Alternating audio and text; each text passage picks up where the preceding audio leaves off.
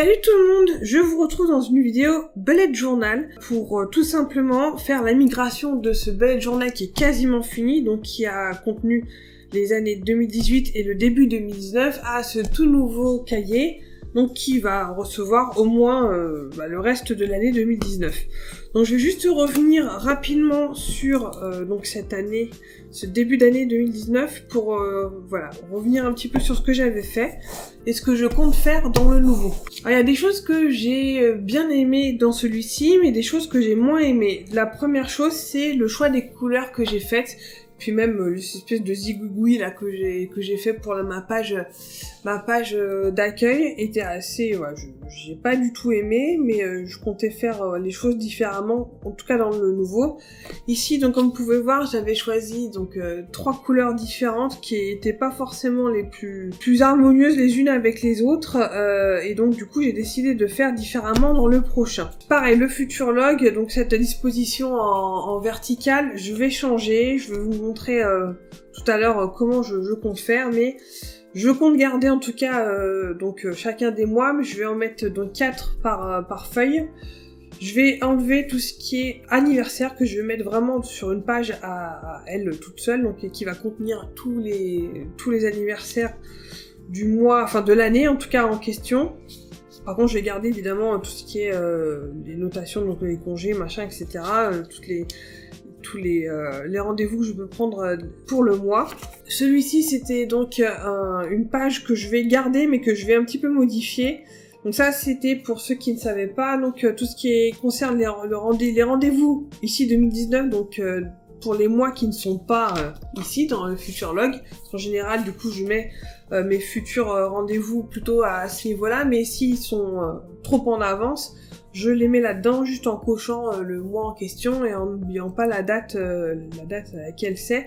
Et donc du coup, ce que je vais faire, c'est de faire les rendez-vous 2020 dans le prochain.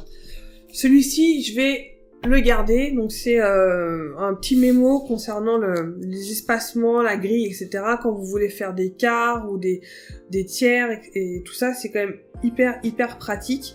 Le seul truc dans celui-ci, c'est qu'en fait, je me suis trompée au niveau des comptes. J'ai pas du tout fait les bons comptes. Parce que quand je l'ai fait, d'ailleurs, je l'avais dit dans ma précédente vidéo, j'ai compté les points et pas les carrés. Donc, c'est un petit peu idiot. Donc, cette fois-ci, je vais le faire correctement. Donc là, on va compter les carrés cette fois-ci. Le calendex, je vais le garder. Je vais juste ne pas le mettre aussi loin du début. Vous allez voir. Je vais le garder, mais je vais le migrer à un endroit différent. Et je sais pas si vous pouvez voir, mais ce que je vais aussi rajouter, donc dans le calendex que je vais refaire là, j'ai rajouté les grands prix de Formule 1 parce que c'est utile pour moi puisque mon homme est fan. Moi j'aime beaucoup la Formule 1, mais mon homme est plus fan que moi. Et pour moi, ça m'aide à savoir si ces week-ends-là on est dispo ou pas, ou si par exemple je dois filmer. C'est toujours un peu compliqué quand il y a un grand prix puisque j'enregistre mes vidéos dans le salon, là où il y a la télé, etc. Donc du coup, c'est des jours où c'est un petit peu plus compliqué pour filmer. Donc voilà, ça m'aide à les avoir ici dans le calendex. Je pourrais rajouter les grands prix moto, peut-être avec une autre couleur. Je verrai si je fais ça dans le prochain. Mais ça risque peut-être d'être un petit peu too much. Mais bon, parce qu'il y a des fois, ça tombe les mêmes jours, des fois pas les mêmes jours, enfin les mêmes week-ends. Donc bon, on verra bien. Les golds, je vais les garder. Je vais les reprendre à peu près de manière similaire. Tout ce qui est ici, en gros la wishlist de ce que j'ai envie de voir niveau film et séries télé, je vais aussi garder ça. Je vais juste peut-être l'agrémenter, on va dire, entre les films que je veux voir au cinéma et les films que j'ai sur mon Media Center et que j'ai pas encore vu. Ça aussi, je vais garder. Donc ça, c'est en gros mes paliers. On va appeler ça comme ça, les paliers pour tout ce qui concerne mes deux pôles, on va dire. Donc ça, c'est tout ce qui est artistique et ça, c'est tout ce qui concerne Booktube. Et chacune des demi-pages, donc il y a YouTube et Instagram, puisque j'ai un compte et une chaîne différente en fonction de si c'est artistique ou si c'est Booktube.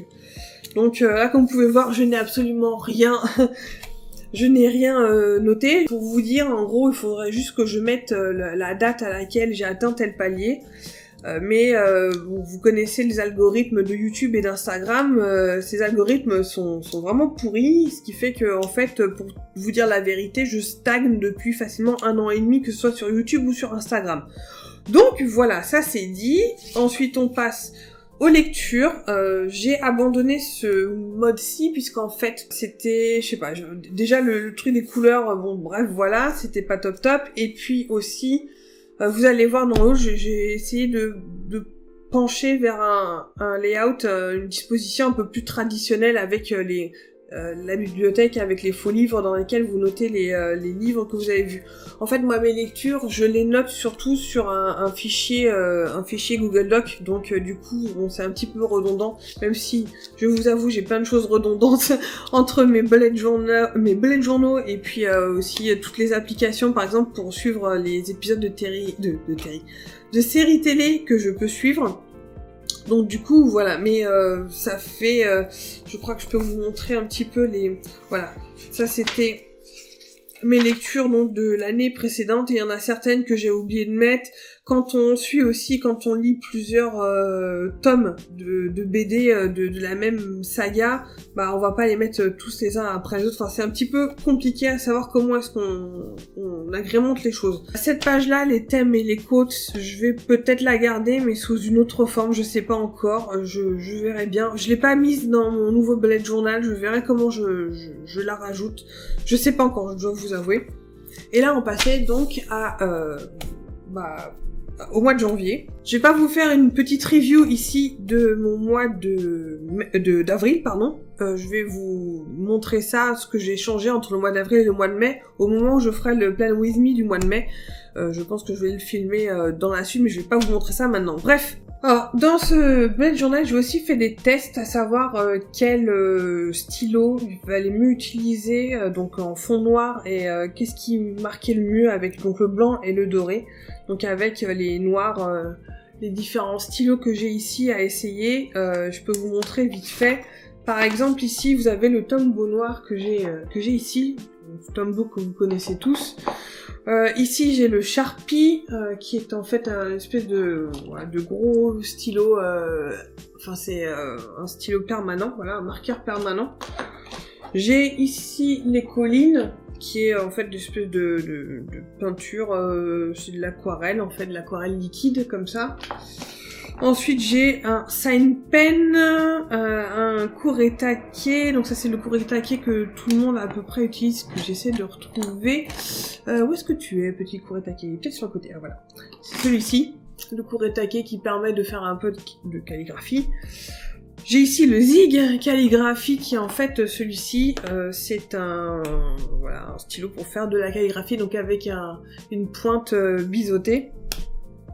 J'ai le Artline qui est en fait un marqueur noir que j'ai pas ici sous la main, le Faber-Castell qui est en fait un Faber-Castell que vous connaissez tous, et le Zig Mangaka que je crois avoir aussi peut-être, voilà c'est celui-ci, le Mangaka flexible en noir. Et je peux vous montrer par exemple, vous convaincre que sur les carnets de l'œil je tourne, il vaut mieux pas utiliser le Sharpie parce que ça traverse, ça traverse, c'est pas du tout à utiliser, c'est à déconseiller fortement. Enfin à mon avis ce sont des marqueurs à alcool, quelque chose comme ça, donc voilà, conseillez-les fortement. Après c'est le noir qui est sans doute le plus fort.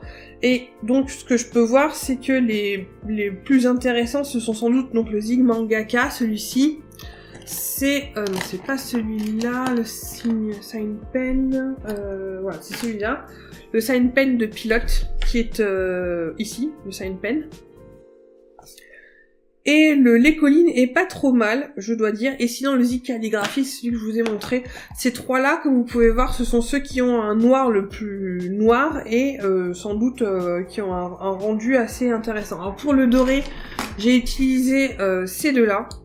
Donc c'est un Signo, non c'est un pilot doré, c'est celui qui est le plus, le G qui est ici le plus à gauche, et celui-ci c'est la mine qui est la plus épaisse, c'est celle qui se voit aussi le mieux, donc si vous voulez écrire assez épais, c'est celui-là qui passe le mieux, donc c'est un Heading 751.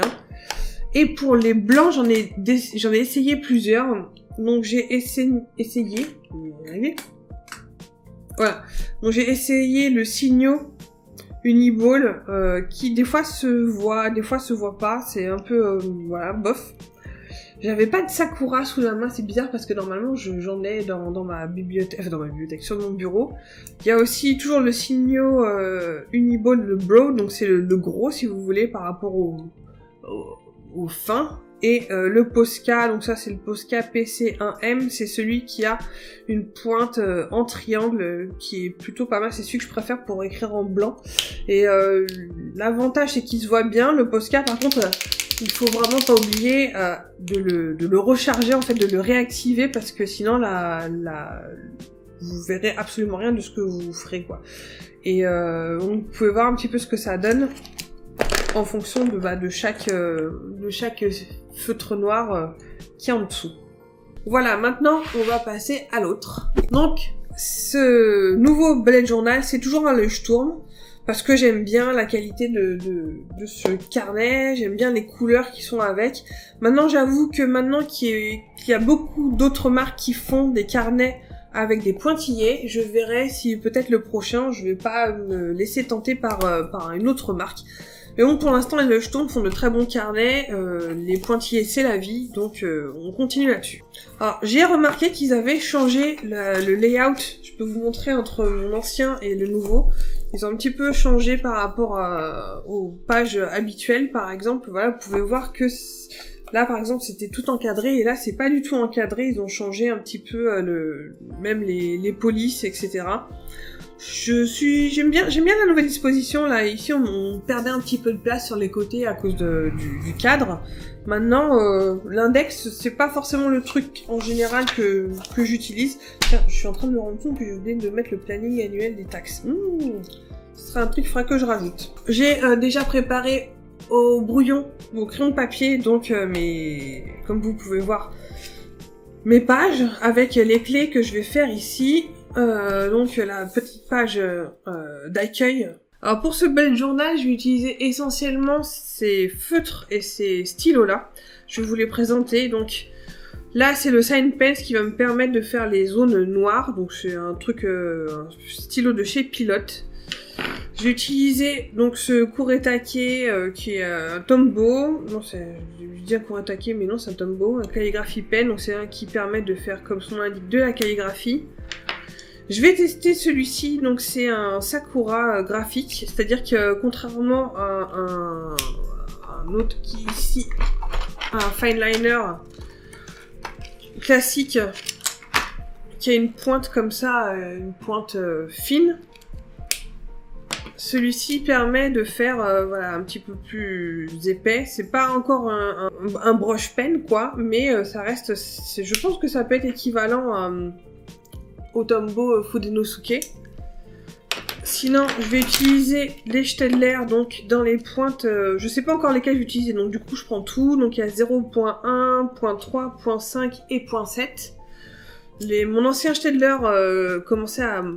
c'est celui qui est ici, il montre un petit peu des signes de faiblesse, donc du coup je vais opter pour des tout neufs.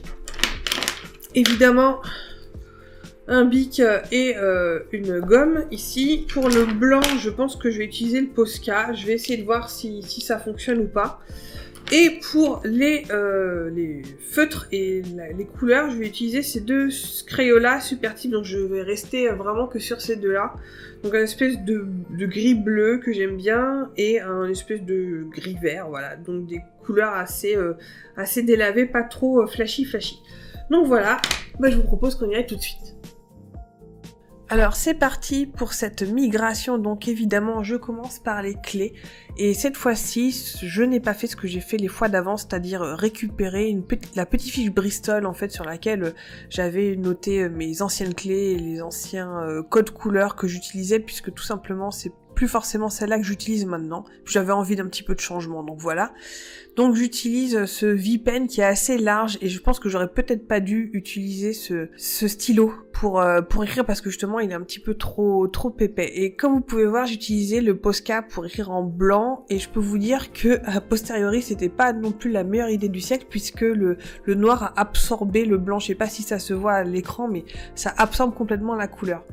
Donc je passe ensuite, comme vous pouvez voir, au calendrier de l'année. Donc j'en ai profité pour faire une espèce de liseré noir sur lequel donc j'écris les mois de la semaine, les jours de la semaine. Donc évidemment, je me suis trompée. Forcément, janvier, je l'ai mal noté. Je le notais comme si c'était le mois d'avril, je crois. Donc évidemment, il a fallu que je recommence. Heureusement, je m'en suis rendu compte assez tôt.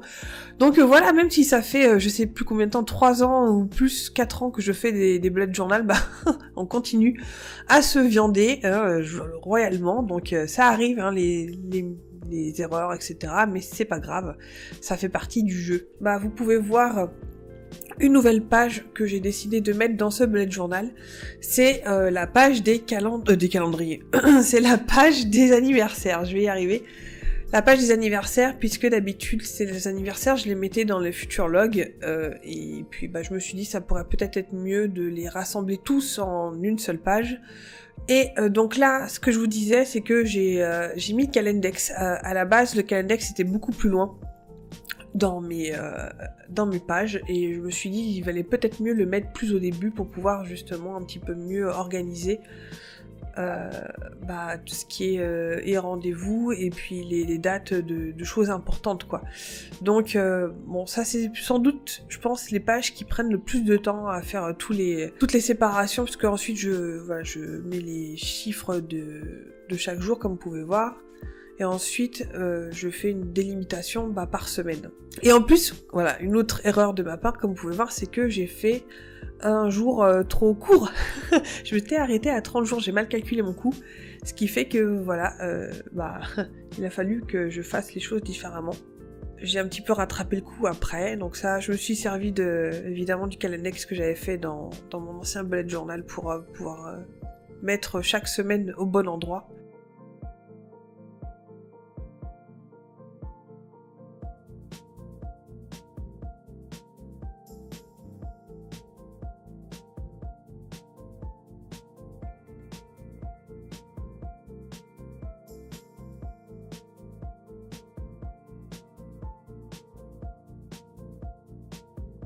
Là, ce que je fais, c'est que donc je passe en noir toutes les parties de chaque mois où il y a que 30 jours ou 28 jours, et j'ai mis du blanc pour sur la petite partie qu'il fallait corriger.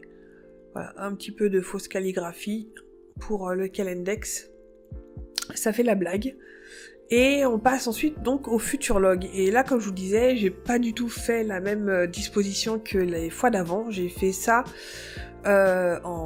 donc à l'horizontale alors que j'avais mis à la verticale, et j'avais mal calculé mon coup quand j'avais fait le brouillon, voilà, pour tout vous dire. C'est que j'étais repartie à partir de janvier, alors que là évidemment je recommence à partir de mai, ce qui fait que du coup j'avais prévu 3 pages au lieu de 2. Donc il a fallu que je réorganise un petit peu mon brouillon pour essayer de faire en sorte que ce que j'avais fait déjà n'allait pas devoir être gommé et refait depuis le début. Et j'ai quand même réussi à faire le truc, mais bon. Donc voilà, le future log, donc c'est là où on va mettre les différentes rendez-vous, les différents les congés, les vacances, les spectacles, ce genre de choses. Voilà, le future log. Et puis là, on va passer donc au rendez-vous pour les mois de 2020. Et cette fois-ci, j'ai décidé de faire en fait 2 tableaux, comme vous pouvez voir, donc un pour les 6 premiers mois et le deuxième pour les 6 derniers mois de 2020. C'est-à-dire que si, par exemple, je prends un rendez-vous là chez imaginons, l'ophtalmo, et on sait que les ophtalmos, ça peut prendre beaucoup de temps, voilà, je peux mettre mon rendez-vous tout de suite et pas l'oublier, quoi. Là, c'est la grille, et cette fois-ci, évidemment, j'essaie de faire en sorte de ne pas faire comme la dernière fois où j'ai compté les petits points au lieu des carrés, le truc à ne pas faire, évidemment. Là, j'ai essayé de faire aussi un petit peu plus intelligemment la disposition, c'est-à-dire d'utiliser les mêmes couleurs pour chaque élément, c'est-à-dire la moitié en vert, je crois, les tiers en rouge, donc que ce soit verticaux ou horizontaux, et ensuite en bleu, ce sont les quarts, si je dis pas de bêtises. Et les quarts, il peut y en avoir de différentes tailles, vous pouvez en avoir de 6 carrés ou de 5 carrés. Et ça, c'est quand même vachement pratique, même si quand vous faites des box, quoi, des encadrés, bah, il faut aussi prévoir l'espace qu'il y aura entre chaque encadré. Voilà. Maintenant, on passe à ce qui est la partie des objectifs de l'année. Là, j'ai tout simplement repris ce que j'avais fait l'année dernière avec les 6 objectifs par catégorie, on va dire. Et cette partie-ci à droite, c'est la partie faite pour prévoir sur l'année les taxes et tout ce qui est impôts et tout ça concernant les grosses factures aussi, par exemple l'eau, tout ce qui concerne la voiture, etc. Quand est-ce que ça tombe, à quel moment de l'année. Et ça, j'avoue que ça aide beaucoup pour essayer de voir quand est-ce que ça tombe, la taxe des immondices, en gros les impôts fonciers, etc. Enfin voilà, c'est hyper utile.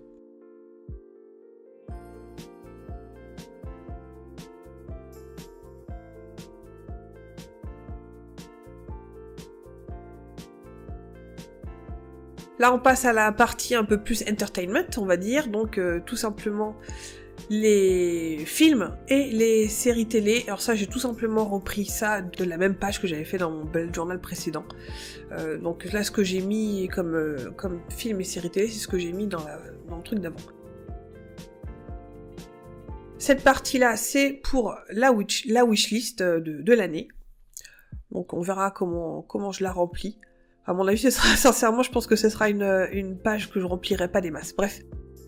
On passe à la partie des paliers pour tout ce qui concerne Instagram et YouTube.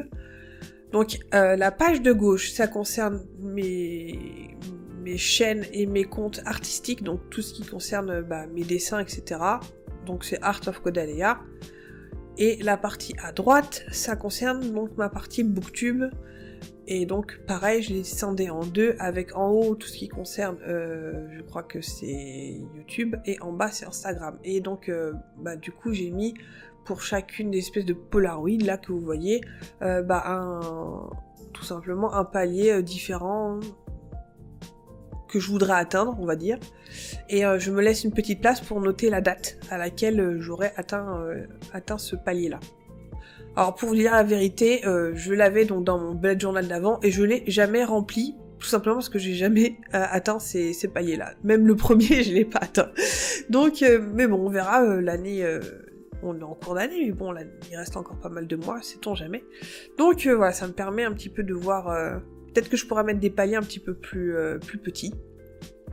J'ai utilisé donc du rouge pour symboliser YouTube et pas du violet, j'allais dire, et du marron pour symboliser Instagram. Donc voilà, c'est le pourquoi du comment j'utilise ces couleurs-là dans ce truc-là.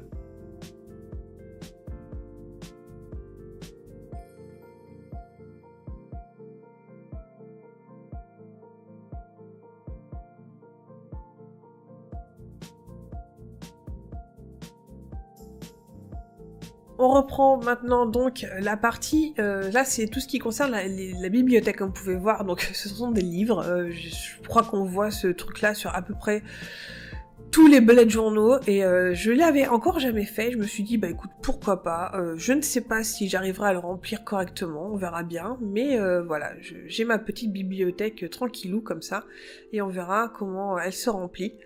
Je sais que je ne lis pas non plus, à mon avis, assez pour tout remplir, on verra à la fin de l'année, mais voilà.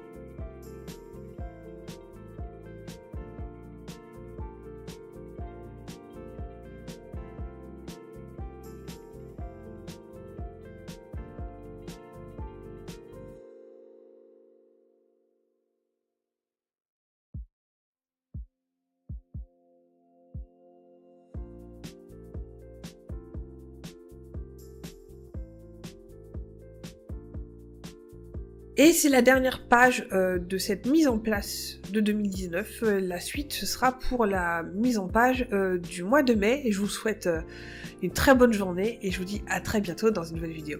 Ciao ciao!